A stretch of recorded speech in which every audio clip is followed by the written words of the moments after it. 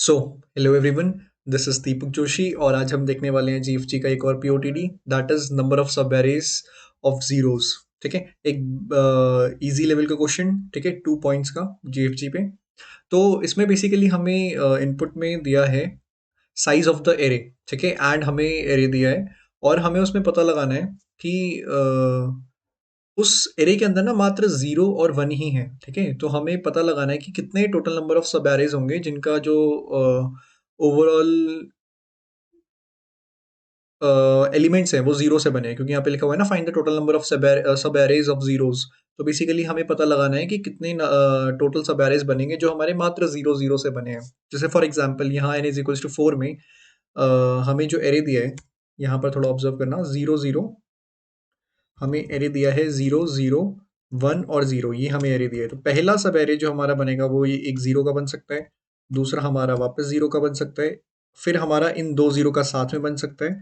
ठीक है, और एक जो बनेगा वो आखिरी वाले 0 का बनेगा। तो ये चार हमारे टोटल सब एरेज बन रहे हैं, क्योंकि सब एरेज कंटिन्यू होते हैं। तो हम 0 0 1 0 में 1 को स्किप करके तीन का जीरोस का सब एरे नहीं बना सकते। ठीक है, तो चार आंसर रिटर्न होना चाहिए यहाँ पे, 4 शुड बी द आंसर, है ना। और आउटपुट भी 4 ही है। ठीक है, वही उन्होंने यहाँ पे 4 सब एरेज हमें बना के दिखाए हैं बेसिकली, कि हमारा तीन तो इंडिविजुअल जीरो से बनेंगे और एक हमारा बनेगा जो जिसकी लेंथ 2 होगी, जो दो जीरो से बन रहा होगा। ठीक है, और एक हमें यहाँ पे दिया हुआ है कि अगर चारों जो हैं सब एरे के एलिमेंट्स वो जीरो हैं, तो इस केस में जो फॉलो हो रहा है वो ये वाला फॉर्मूला यूज हो रहा है, सम ऑफ एन एलिमेंट्स वाला, n into n plus one by two. ठीक है, ये बेसिकली यहाँ पे फॉलो हो रहा है। क्यों? क्योंकि दिख रहा है ना, अगर यहाँ पे 4 एलिमेंट्स हैं, देखो ओवरऑल यहाँ पे हो क्या रहा है, हमारे पास टोटल एलिमेंट्स हैं 4। ठीक है, तो 4 into five that is 4 5 are 20। तो 20 divide by 2 is 10, so it's answer should be 10 I am sorry. तो वही हमें यहाँ पे नज़र भी आ रहा है कि इसका टोटल आउटपुट 10 होगा, और यहाँ पे इन्होंने बना के भी दिखाए हैं हमें जो टोटल नंबर ऑफ सब एरेज हमारे बनेंगे। ठीक है, कैसे कैसे बनेंगे ये तो मैं जानता हूँ, मैंने थोड़ा ज़्यादा बोल दिया। एक सिंपल से क्वेश्चन में इतना समय नहीं देना था सैम्पल टेस्ट केसेस पे, पर जिनको नहीं आया उनके लिए मैं आपको बता रहा था। अब देखो कोड कैसे करना है, इंट्यूशन क्या है, बहुत ईजी है। कोड ही करना है इसमें। ठीक है, इंट्यूशन भी नहीं आनी चाहिए। जैसे सब लॉन्ग में दिया तो हम लॉन्ग लॉन्ग में ले लेंगे कि एक लॉन्ग लॉन्ग करके मैं आंसर बना लेता हूँ, जिसको इनिशियली जीरो से इनिशियलाइज कर दूंगा, और साथ में एक ना टेम्पररी काउंट भी बना लेता हूँ, या फिर इसे काउंट ही नाम दे दूँ। ठीक है, ओके। अब हमारी अप्रोच क्या होगी कि हम इस एरे को ट्रेस करेंगे for int i is equals to zero, i is less than n. ठीक है, आई प्लस प्लस, हम इस एरे को ट्रेस कर रहे हैं। अब मैं इसके अंदर चेक करूंगा कि क्या मेरा जो करंट एलिमेंट है वो भैया क्या ज़ीरो है। अगर ऐसा है तो मैं क्या करूँगा, अपने काउंट जो मैंने टेम्पररी काउंट बनाया है उसको प्लस प्लस कर दूंगा, और मैं कहूँगा अगर ऐसा नहीं है तो अभी तक जितने भी ज़ीरो आए हैं, जितना भी मेरा काउंट हुआ है उसका क्या निकाल दो, उस तक के एलिमेंट्स का सम। फॉर जैसे यहाँ पे देखो एग्जाम्पल हम समझाएंगे। देखो ध्यान से, टोटल कितने हमारे एलिमेंट्स आए हैं। मान लो इनिशियली काउंट 1 था, फिर 2 हो जाएगा क्योंकि 2 ज़ीरोज़ आ चुके हैं एक साथ। तो मैं क्या करूँगा, मैं कहूँगा कि भाई साहब 2 आ गए, तो 2 का सम ऑफ एन नेचुरल नंबर्स का फॉर्मूला लगा दो। तो 2 into three divided by two that is 6 by two that is 3। तो यहाँ तक में हमारे 3 वैल्यू हो जाएगी। हमारे अगर मैंने सम ऑफ एन नेचुरल नंबर्स का फॉर्मूला लगाया और साथ में फिर एक अगला आएगा तो 4 हो जाएगा। तो इस तरीके से मैं चल रहा हूँ। देखो मैं क्या बोल रहा हूँ कि अब जो हमारा आंसर है उसमें स्टोर कर दो।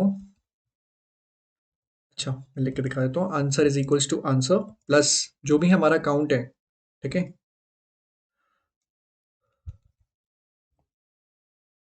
Count into count plus 1। ठीक है, डिवाइडेड बाय 2, सिंपल, ये कर दो। इससे होगा क्या आंसर में हमारा। ठीक है, जिनको लग रहा है कि ये क्यों लिखा है इतना बड़ा, तो हम कहेंगे कि ठीक है ऐसे लिख लो। जिनको नहीं समझ में आया उनको मैं समझाता हूँ। देखो फर्स्ट आइट्रेशन में आया काउंट 1। ठीक है, ये इफ चलेगा हमारा। सेकेंड आइट्रेशन में भी इफ चलेगा, तो हमने कहा ठीक है 2 हो गया। लेकिन थर्ड आइट्रेशन में वो देखेगा 1 है, तो थर्ड आइट्रेशन में एल्स केस चलेगा, तो वहां पे काउंट की वैल्यू होगी 2। ठीक है, तो हमने कहा ठीक है, तो 2 into three that is 2 into 2 plus 1 divide by 2 comes out to be 3, है ना। तो हमारे आंसर में अभी थर्ड आइट्रेशन पे क्या स्टोर हो जाएगा, 3 स्टोर हो जाएगा। फिर वो फोर्थ आइट्रेशन करेगा, तो फोर्थ आइट्रेशन पे इफ केस चलेगा that is count plus plus, और फिफ्थ आइट्रेशन है नहीं तो ये फॉर लूप खत्म हो जाएगा। तो मतलब काउंट हमारा, काउंट हाँ, अच्छा एक बात और ध्यान रखना कि जब ये कर लो तो काउंट को वापस 0 कर देना, ठीक है? क्योंकि अगली केस में उसको काउंट को वापस 0 से स्टार्ट करना पड़ेगा ना, क्योंकि हमें सब एरेज़ काउंट करने हैं, ठीक है?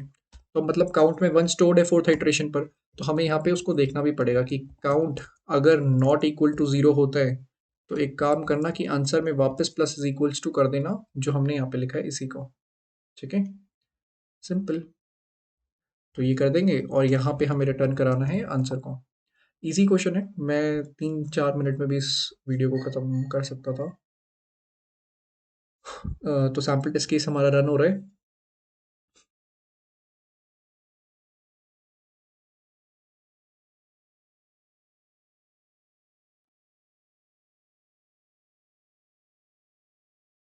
तो ये सक्सेसफुली सबमिट भी हो गया। पर मैं थोड़ा सा और इस पर वक्त देना चाहूँगा इस क्वेश्चन पर। देखो, हमने एक लॉजिक क्या लगाया, हमने लॉजिक ये लगाया कि मैंने एक आंसर बनाया जिसे मैं ऑफ कोर्स रिटर्न करूंगा, और एक टेम्पररी काउंट बनाया, ठीक है, जिससे मैं काउंटिंग करूंगा कि अभी करंटली मेरे पास कितने जीरोस आ गए हैं। देन मैंने उसके बाद क्या किया, मैं सिंपली चेक कर रहा हूँ कि क्या अभी मेरा जो एलिमेंट है वो ज़ीरो है, ठीक है? तो मैं चेक कर रहा हूँ यहाँ पे कि if the current element is zero और नॉट। तो if it is a zero then I am increasing the count, है ना? और सेकेंड आइटरेशन में भी काउंट इंक्रीज होगा, तो यहाँ पे हमारा काउंट 2 हो चुका है। ओके। थर्ड आइटरेशन में क्या होगा, इट विल फाइंड कि भाई A R R of I is not equal to zero, तो it will execute the else case, है ना? तो एल्स के केस एग्जीक्यूट होगा। हम कहेंगे कि ठीक है, काउंट में 2 था, तो 2 into three divided by 2 it comes out to be 3। तो आंसर में क्या स्टोर कर दो, 3 स्टोर कर दो। हमने कहा ओके, और काउंट को वो जीरो कर देगा। देन जब वो फोर्थ हाइड्रेशन पे जाएगा, then it will find a zero. तो जीरो केस में वो इफ रन करेगा, ठीक है? वो इफ केस रन करेगा तो वो अगेन काउंट प्लस प्लस कर देगा और फॉर लूप खत्म हो जाएगा, क्योंकि वो अब आई जो है हमारा, वो छोटा नहीं रहा इनसे, ठीक है? तो हम यहाँ बाहर आएंगे, हम यहाँ चेक कर रहे हैं कि क्या काउंट जीरो है, नहीं काउंट जीरो तो नहीं है। आई एम सॉरी, मैं कह रहा हूँ कि काउंट जीरो के बराबर नहीं होना चाहिए। अगर ऐसा होता है तो वापस हम वही कंडीशन लिख रहे हैं कि आंसर में जो भी काउंट के अंदर वैल्यू है वन है ना, तो one into one plus one, that is one into two divide by two comes out to be one. तो आंसर में वन ऐड कर दो, तो ओवरऑल आंसर यहाँ पे 4 हो जाएगा और रिटर्न कर देंगे हम आंसर को, ठीक है? इतनी सिंपल सी अप्रोच थी, वही हमने फॉलो किया और मैंने रन करके आपको दिखा दिया था। तो इस क्वेश्चन को हम ऐसे करेंगे। कोई भी डाउट होगा तो पूछना, फिर किसी और क्वेश्चन में मिलेंगे। Bye bye.